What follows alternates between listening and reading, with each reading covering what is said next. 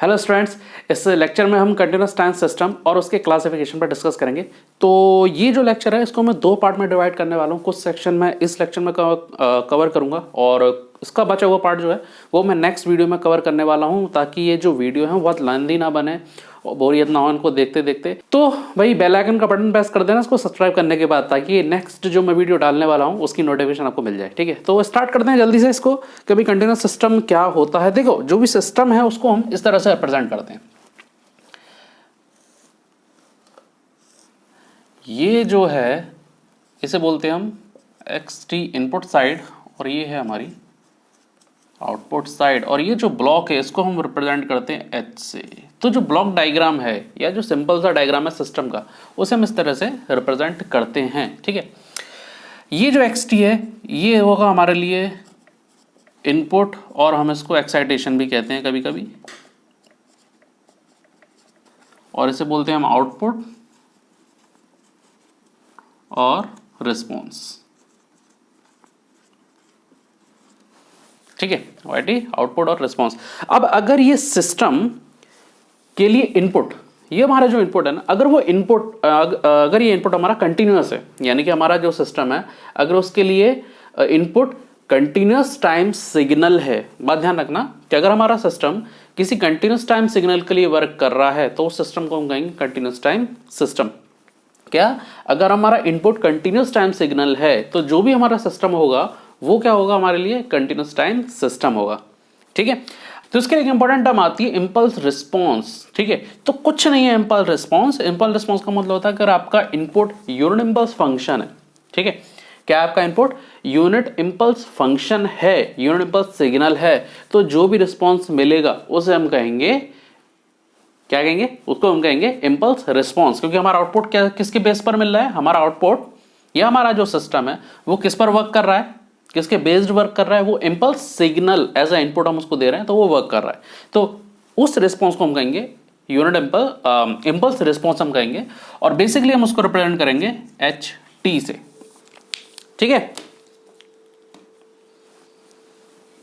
तो उसे हम रिप्रेजेंट करेंगे एच ऑफ टी से। तो बना लेते हैं, उसके लिए डायग्राम बनाने की जरूरत है नहीं यार, कोई जरूरत नहीं है। यहां पे हम लिख देते हैं डेल टी, चलो बना देते हैं। हमें जो रिस्पॉन्स मिलेगा वो एस टी से हम इसको रिप्रेजेंट कर देते हैं, इसको बोलते हैं इंपल्स रिस्पॉन्स, इंपल्स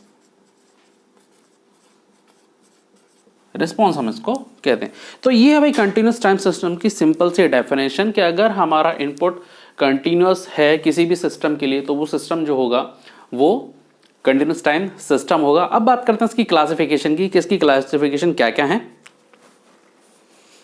तो इसको यहां लिख लेते हैं जल्दी से। ठीक है, जल्दी जल्दी लिख लेते हैं इसको हम। तो क्या क्या है,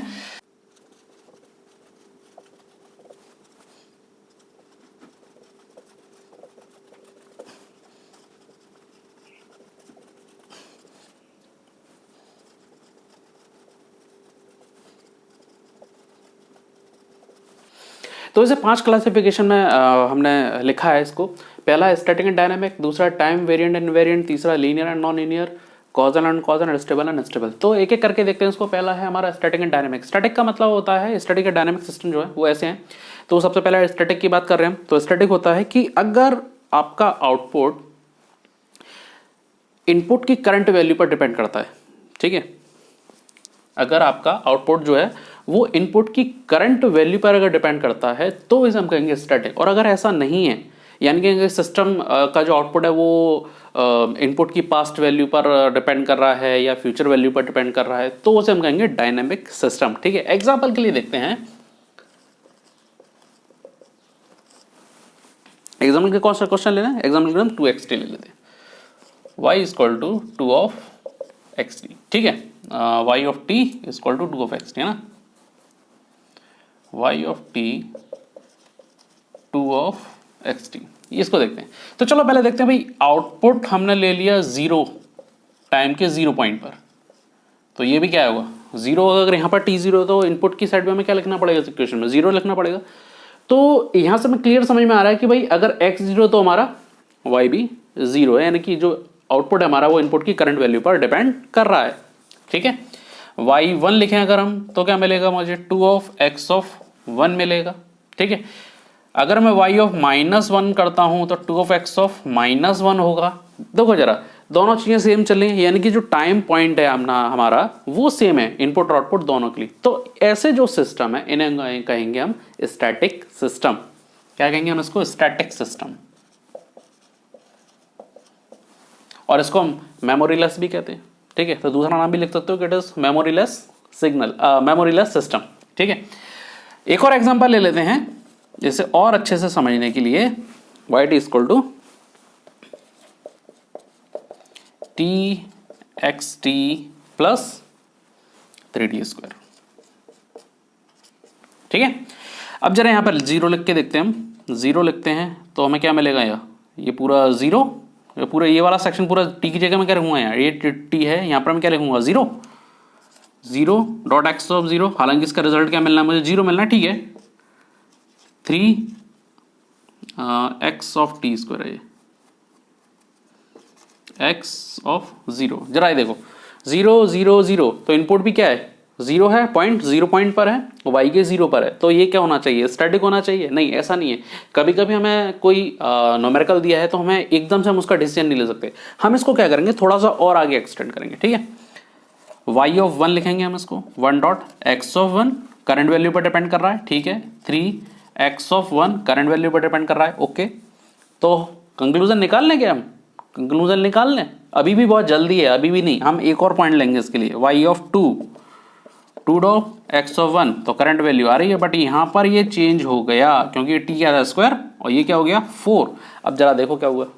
ये 2 है, 2, ये 2 आना चाहिए, पर यहां पे क्या आ गया? 4 आ गया, यानी कि ये आगे वाली वैल्यू पर डिपेंड करने लग गया, ठीक है। तो ऐसे में हम इसको क्या बोलेंगे? इसको हम कहेंगे डायनेमिक सिस्टम, क्योंकि स्टैटिक की क्लियर डेफिनेशन है कि अगर सिस्टम प्रेजेंट वैल्यू पर डिपेंड कर रहा है, ठीक है, उस पर्टिकुलर टाइम स्टैंड में, जिस टाइम स्टैंड पर आप आउटपुट की वैल्यू निकालना चाह रहे हो, उस टाइम स्टैंड पर इनपुट डिपेंड करता है, उस स्टैंड की वैल्यू पर अगर डिपेंड करता है तो ये स्टैटिक होगा, अदरवाइज डायनेमिक होगा। जरा यहाँ देखो, 0 पे 0 आ रहा है, 1 पर 1 आ रहा है, -1 पे -1 आ रहा है, यानी कि सेम टाइम स्टैंड आ रहे हैं।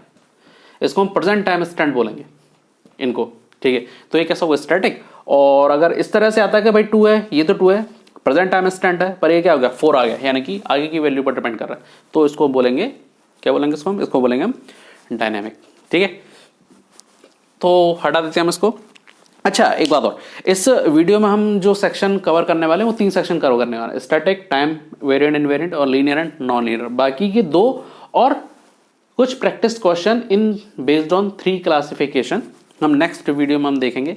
तो इसको सब्सक्राइब करके बेल आइकन का बटन जरूर प्रेस कर देना, ताकि जब ये वीडियो मैं डालूं तो आपको इसकी नोटिफिकेशन जल्दी मिल जाए। तो नेक्स्ट देखते हैं हम time variant and invariant system.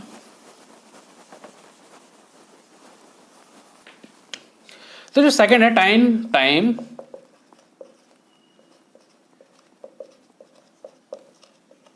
And time invariant and invariant system. इसका जो मतलब है, इसका मतलब ये हुआ कि आउटपुट और इनपुट की जो कैरेक्टरिस्टिक है, आउटपुट और जो हमारा इनपुट है ना, उसकी जो कैरेक्टरिस्टिक है वो टाइम के साथ चेंज नहीं होना चाहिए, दोनों बराबर होना चाहिए, इक्वल आना चाहिए, ठीक है। अगर आउटपुट और इनपुट की कैरेक्टरिस्टिक टाइम के साथ चेंज नहीं हो रही है तो वो होगा हमारा इनवेरिएंट। क्या होगा वो? Invariant system. और अगर चेंज हो रही है तो वो होगा हमारा वेरिएंट सिस्टम, ठीक है। तो मान लिया सपोज कि हमारा जो xt है और उसका जो रिस्पॉन्स मिला वो हमारा yt मिला, पर अगर इसमें कुछ चेंज आ जाए, किसमें? टाइम के साथ इनपुट की कैरेक्टरिस्टिक्स में कुछ चेंज आ रहा है, तो वो चेंज आउटपुट की कैरेक्टरिस्टिक में आना चाहिए, वो चेंज आउटपुट की कैरेक्टरिस्टिक में भी आना चाहिए। अब इसको सॉल्व करने के लिए थोड़ा सा एक हम सिंपल सा मेथड जो है वो लेते हैं कि हमने क्या लिया, सबसे पहले xt लेते हैं, इसमें हम डिले देते हैं, फिर उसको हम ट्रांसफर फंक्शन से पास करते हैं, उसके बाद हम क्या लेते हैं? yt। तो बेसिकली हम इसको क्या बोल देते हैं? yt जो आएगा हम इसको y1t बोल देते हैं, ठीक है। अब क्या कर रहे हैं हम? xt को हम ट्रांसफर फंक्शन से पास करेंगे, उसके बाद हम डिले देंगे। तो जो डिले मिलेगा वो क्या मिलेगा, t माइनस एम मिलेगा पक्का, और इसको हम बोल दे देंगे y2t। अब यहां पर अगर हमारा y1t इक्वल टू y2t होता है, अगर y1t इक्वल टू y2t होता है तो उसको हम बोलेंगे इनवेरिएंट, और अगर y2t होता है तो हम बोलेंगे उसको वेरिएंट। क्लियर है, यहां तक समझ में आ गया होगा कि हमें देखो करना क्या है। एक बार इसको हम थोड़ा सा सिंपल तरीके से समझा देते हैं कि सबसे पहले हमें किस में देना है, x में डिले देना है।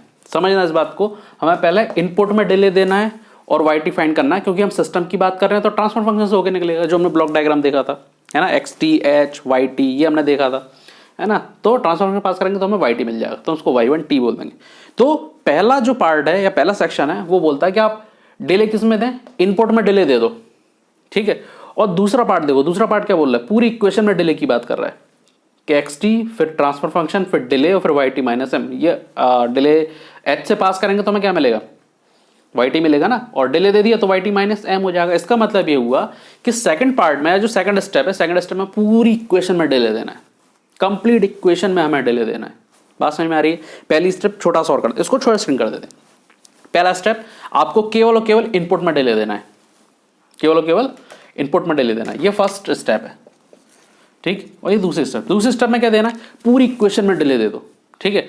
तब अगर आपका y1 और y2 दोनों इक्वल आते हैं तो इनवेरिएंट होगा, अदरवाइज वो वेरिएंट सिस्टम की कैटेगरी में जाएगा। तो इसको अपन पैरेलली जो बोर्ड का सेकंड पार्ट है वहां पर हम इसको देखते जाते हैं, क्योंकि जो हमने लिखा है वो वहां पर हम कर पा रहे हैं या नहीं कर पा रहे हैं ये देखना जरूरी है, स्टेप्स हमारे देखना जरूरी है। स्टेप्स क्लियर हो गए तो कोई सा भी न्यूमेरिकल बन जाएगा।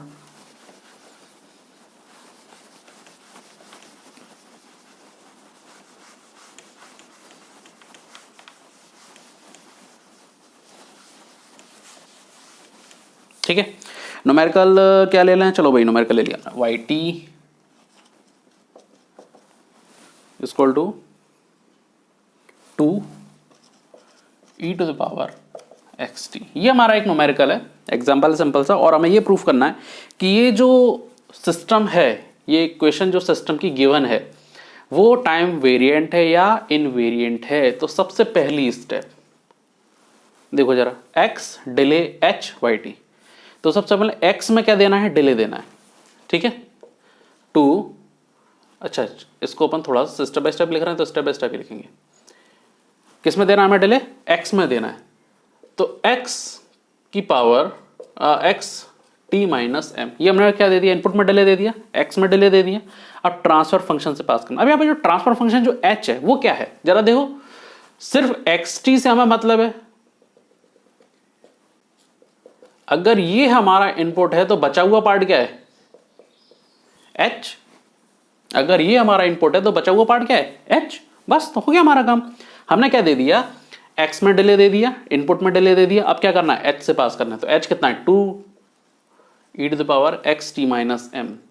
यहां से हम क्या लिख लेंगे, ये हो गया हमारा y1t, क्या मिल जाएगा, y1t, ठीक।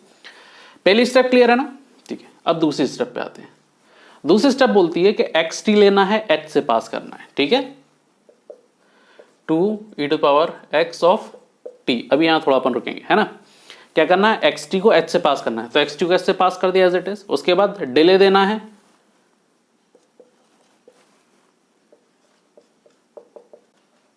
t माइनस एम, और इसको हमने क्या बोला था,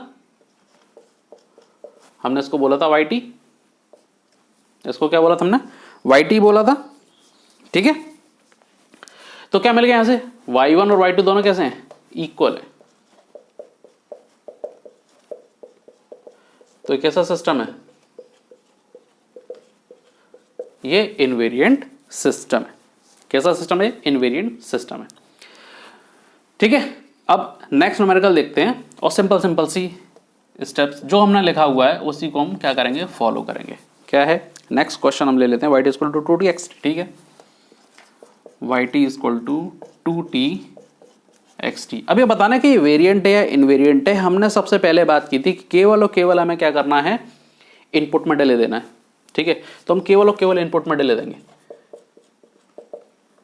2 T X of T minus M, two T X T minus M. अभी हमने क्या दिया, केवल इनपुट में डिले दिया। जरा देखो ये क्या बोल रहा है, इनपुट में डिले की बात कर रहा है, इनपुट में डिले देंगे, ये आ गया।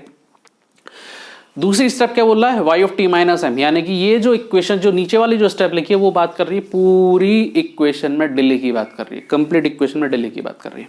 ठीक है, तो हम यहाँ पे लिखेंगे y two T equal to क्या होगा, y of T minus M, जैसा ऊपर था बिल्कुल, टू टी, क्योंकि जो हमारा अब जो टू टी है, जो h है, ये जरा देखो ये क्या है, ये h है, पर h भी अब क्या है, टाइम डिपेंडेंट है ना, इसका मतलब हमें इसमें भी देना पड़ेगा डिले। अगर हमारा h टाइम डिपेंडेंट है तो हमें इसके टाइम में भी क्या देना पड़ेगा, डिले देना पड़ेगा ना, है ना। तो ये t क्या हो जाएगा, t माइनस एम, यानी कुल मिला के लास्ट जो सेकंड स्टेप है वो क्या बोल रही है, कंप्लीट इक्वेशन में डिले की बात कर रही है, बस और कुछ नहीं, दिमाग में बिल्कुल कोई कंफ्यूजन नहीं रखना है। फर्स्ट इक्वेशन या जो फर्स्ट स्टेप है वो क्या बोल रही है, फर्स्ट स्टेप बोल रही है इनपुट में डिले दो केवल, और दूसरी स्टेप बोल रही है कंप्लीट इक्वेशन में डिले दे दो किया हमने, पूरी इक्वेशन में डिले दिया। अब देख लो जरा, क्या y1 और y2 दोनों इक्वल हैं क्या, नो, तो ये कैसा हो गया, वेरिएंट हो गया। क्लियर, सिंपल है, इजी है। ठीक है, तो अब नेक्स्ट स्टेप जो हमारा जो नेक्स्ट क्लासिफिकेशन, हम उस पर चलते हैं।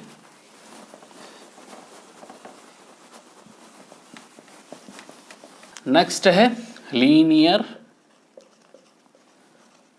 And non linear system. अब ये क्या होता है, लीनियर नॉन लीनियर सिस्टम। देखिए जो लीनियर नॉन लीनियर, तो पहले लीनियरिटी की बात करें तो जो लीनियरिटी की जो कॉन्सेप्ट है वो है सुपरपोजिशन थ्योरम को फॉलो करना। ठीक है, अगर ये सुपरपोजिशन को फॉलो करता है तो ये लीनियर होगा सिस्टम, और अगर नहीं फॉलो करता है तो वो नॉन लीनियर होगा। तो होता क्या है इसका मतलब, उसका मतलब होता है कि अगर आपका सिस्टम कुछ ऐसा है,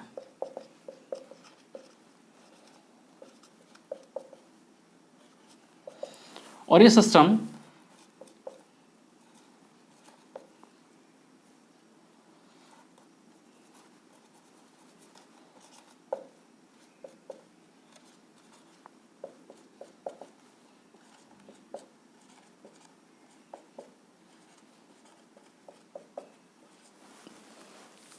इसे फॉलो करता है। हमने क्या करा, पहले ट्रांसफर फंक्शन में पूरा जो वेटेड जो इनपुट है हमारे, उनको हमने क्या करा, सम किया, और वो अलग अलग इस तरह से डिपेंड कर रहे हैं, a1h x1t फिर a2h x2t, यानी कि ये इक्वेशन अगर एक इक्वेशन के बराबर आती है तो हमारा जो सिस्टम होगा वो कैसा होगा, लीनियर होगा। हमने किया क्या, कुछ नहीं, हमने कोफिशिएंट का मल्टीप्लाई करने को वेट का मल्टीप्लाई करा और x1 और x2 दोनों को ऐड कर दिया, फिर हमने क्या करा, उसको ट्रांसफर फंक्शन से पास किया। ठीक है, सेकंड में हमने क्या किया कि पहले x1 को हमने ट्रांसफर फंक्शन से पास किया, वेटेड मल्टीप्लिकेशन किया, फिर हमने 2 को ट्रांसफर फंक्शन से पास किया, वेटेड मल्टीप्लिकेशन किया, तो ये दोनों बराबर हो गए, तो ये दोनों को हमने ऐड किया, ये अलग अलग ऐड किया। ठीक है, अगर ये इसके बराबर आता है, इस हमारे ये इक्वेशन इसको फॉलो करती है, तो ये वो हमारा लीनियर सिस्टम। ठीक है, अब इसको सॉल्व करने के लिए भी दो स्टेप्स में हम इसको सॉल्व करते हैं। जो फर्स्ट स्टेप है वो कहती है कि आप x1t को लो, a1 से मल्टीप्लाई करो, डिपेंड करता है, a1 आप लेना चाहें ले सकते हैं, अगर आपको कोफिशिएंट की जरूरत नहीं है तो नहीं ले सकते। और फिर उसको क्या करना है,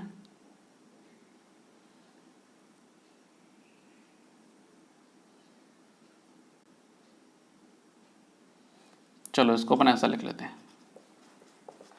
x1t x2t को a2 से पास करना है, तो यहाँ पर रिजल्ट मिलेगा मुझे a2 x2t, दोनों को हम ऐड करें और फिर एक ट्रांसफर फंक्शन से पास करें तो हमें मिल जाएगा y ऑफ t। ये हमारी फर्स्ट स्टेप है।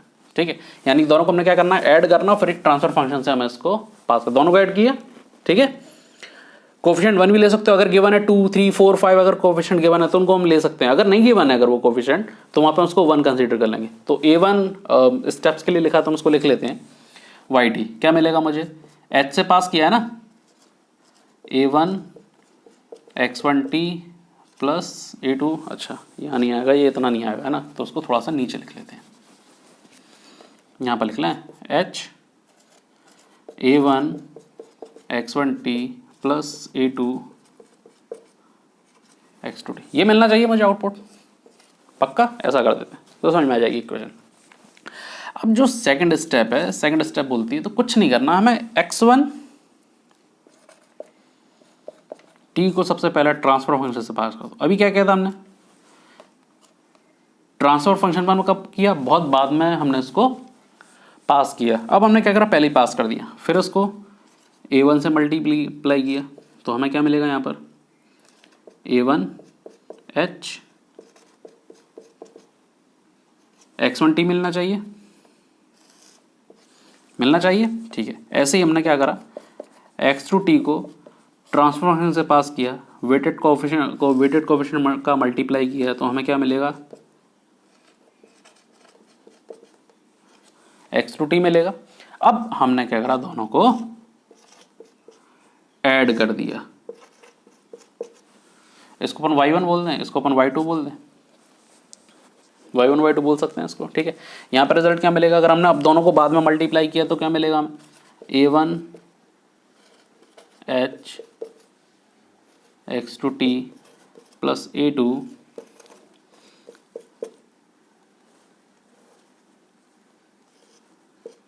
H x2t, ये मिलेगा। अब यहाँ पर जो कंडीशन है वो है कि y1 इक्वल टू क्या होना चाहिए, y2 होना चाहिए लीनियर होने के लिए।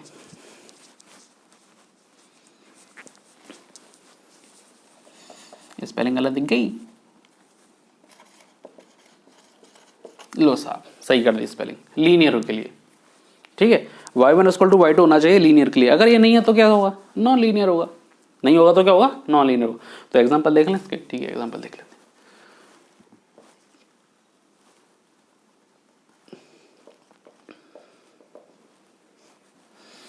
क्या है क्वेश्चन गिवन है, क्या क्वेश्चन गिवन है इसके लिए, ठीक है।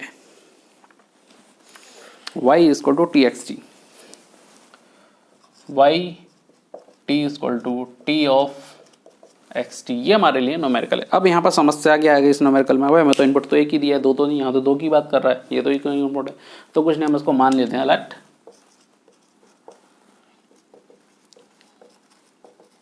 इनपुट आर x1t एंड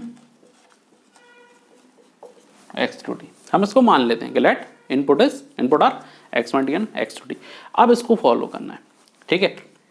तो देखो भाई, सबसे पहली जो चीज़ क्या है, x1 को हम a1 से मल्टीप्लाई कर रहे हैं, करना चाहो कर सकते हो, नहीं करना बिल्कुल मत करो, कोएफिशिएंट हमें 1 ले लेते हैं, तो हमारा जो सॉल्यूशन है थोड़ा और इजी हो जाएगा। अगर हम 2 3 या A1 A2 ले लेंगे तो मतलब में A1 और A2 को और उसमें इंट्रोड्यूस करना पड़ेगा, लिखा हुआ उसको लिखा रहने, तो हम तो ये कोएफिशिएंट क्या मानेंगे, क्योंकि A1 A2 are a coefficient, हम ये कोएफिशिएंट को क्या मान लेते हैं, 1 मान लेते हैं, क्या मान लें, हम कोएफिशिएंट को 1 मान लेते हैं, ठीक है।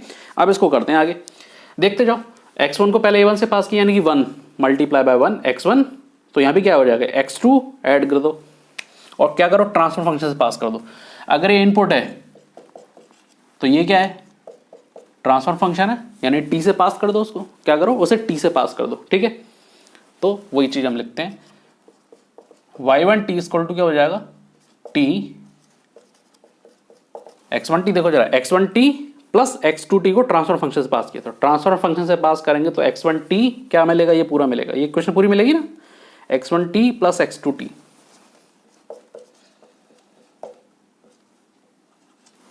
ठीक है। ये हमारा y1 हो गया। अब y2 में आते हैं, y2 के लिए क्या बोल रहा है वो, देखो y2 के लिए क्या बोल रहा है, दोनों को ऐड किया, कब ऐड किया, जब हमने x1 को ट्रांसफर फंक्शन से पास किया, वेटेड का मल्टीप्लिकेशन किया, ठीक है। तो ट्रांसफर फंक्शन क्या है हमारा, जो ट्रांसफर है, ट्रांसफर फंक्शन क्या है, t है हमारे लिए, h क्या है हमारे लिए, t है ना, तो t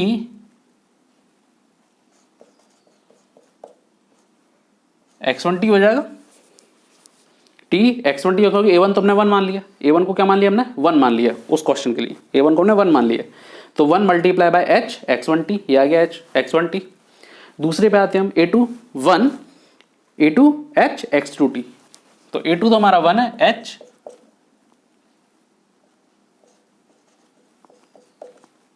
x2t। देखो जरा, क्या ये इसके इक्वल है? बिल्कुल हाँ। इसको हमने रिजोल्व किया नहीं, अगर हम इसको रिजोल्व करेंगे तो क्या मिलेगा मुझे? t x2t plus t x1t और x2t। अगर इसको रिजोल्व करें, इसको ओपन कर दें ब्रैकेट को, तो हमें वही मिलेगा। तो देखो जरा, y1t इक्वल टू क्या रहा है? y2t। तो उसको क्या बोलेंगे भैया? हम इसको बोलेंगे लीनियर। ये जो सिस्टम है हमारा वो कैसा है? लीनियर सिस्टम है। ठीक है, चलो नेक्स्ट एग्जांपल पे आते हैं इसके लिए, ताकि लीनियरिटी नॉन लीनियरिटी दोनों में समझ में आ पाए। और एक ही मेथड को अगर हम इसमें यूज़ कर रहे हैं तो ये दोनों मेथड्स को मैं ये जो टेक्निक है ये समझ में आ जाए, क्योंकि हमें ये लिखने की जरूरत नहीं, क्योंकि जो हमारे पास न्यूमेरिकल आएगा तो हमें तुरंत की तुरंत क्या करना है? सॉल्व करना है। तो ये मैपिंग हमारे दिमाग में होना चाहिए। ठीक है, तो नेक्स्ट क्वेश्चन, नेक्स्ट क्या है हमारे लिए? y t equal to E to the power X T. Y T equal to E to the power X T. यहाँ भी हम वही करें, वही काम करें। क्या करना है? इस सिग्नल का हमने दो पार्ट मान लिए, x1t और x2t, दो ले लिया हमने input, x1t x2t। Transfer function same है हमारा e, ये जो h है दोबारा लिख लेते हैं, ये हमारे लिए इनपुट हो गया और ये हमारे लिए क्या हो गया? h हो गया। बस ये दो चीज़ें आपको सेपरेट करना, समझ में आना चाहिए कि भाई इनपुट ये है और ये हमारे लिए h है। हमें तो ये मान के चलना, ये h ये इनपुट। ठीक है, चलो अब इस पे आते हैं। फर्स्ट स्टेप को कंसिडर करें, सिंपल। फर्स्ट स्टेप क्या बोल रहा है? दोनों को ऐड करो, ट्रांसफर फंक्शन से पास करो। Coefficient 1 E to the power x1t plus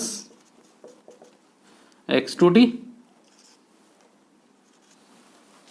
ऐसे ही होगा पक्का। देखो जरा, कोफिशिएंट 1 है x1, कोफिशिएंट 1 है x2, दोनों को ऐड किया, उसके बाद हमने ट्रांसफर फंक्शन से पास कर दिया। ट्रांसफर फंक्शन हमारा ई है, दोनों को हमने ऐड करके पास कर दिया। देखो जरा, यही हो रहा है, दोनों को करके पास कर दिया। पक्का इसे रिजोल्व कर लेते हैं, क्योंकि बाद में रिजोल्व करना पड़ेगा नहीं तो चेक करने के लिए। तो ये क्या हो जाएगा? E to the power x1t dot e to the power x2t, ये आएगा। ठीक है, अब इस ऊपर वाले सेक्शन को हटा रहे हैं, क्योंकि हमें इस न्यूमेरिकल को आगे एक्सटेंड करना है।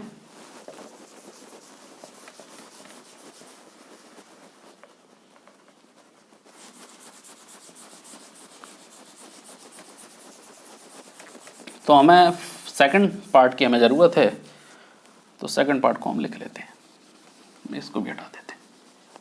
बस ये रहा सेकंड पार्ट। ठीक है, अब क्या करना है? y2t निकालना है हमें।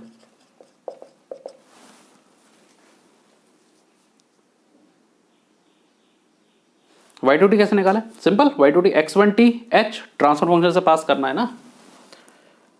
ट्रांसफर फंक्शन हमारा e, h क्या हमारा e, पास क्या करना है? x1t कर दिया। ठीक है, उसके बाद h x2t, क्योंकि a1 क्या हमारा 1 है, ये बात ध्यान रखना, a1 हमारा 1 है, तो कंफ्यूजन नहीं होना a1 a2 से। ठीक है, a1 हमने a2 दोनों हमने 1 मान लिए, तो h x2t e2 x2t। अब दोनों को हम क्या कर रहे हैं? ऐड कर रहे हैं। ये हमने कर दिया ऐड, ये हमारा y2t आ गया।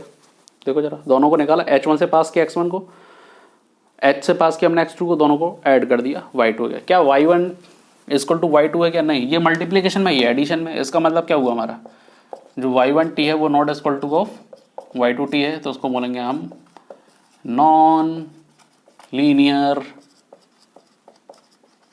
सिस्टम। मेरे ख्याल से मेथड बहुत ईजी है। ठीक है, अगर वीडियो पसंद आई हो तो इसे लाइक कर दें, शेयर करें, जितने से ज़्यादा लोगों को फ़ायदा आप दे सकते हैं इस वीडियो के ज़रिए, तो आप इसको शेयर कर दें। और चैनल को सब्सक्राइब करें, बेल आइकन का बटन जरूर प्रेस करें, क्योंकि इस सेक्शन के बाद जो हमारे दो पार्ट और बचे हैं, causal and non causal and stable and unstable system, rest question of static, time variant and linear and non linear systems, इनके हम जो प्रैक्टिस क्वेश्चन है वो हम देखने वाले हैं। ठीक है, तो वीडियो को लाइक करके चैनल को सब्सक्राइब करें, बेल आइकन का बटन जरूर प्रेस करें नोटिफिकेशन के लिए।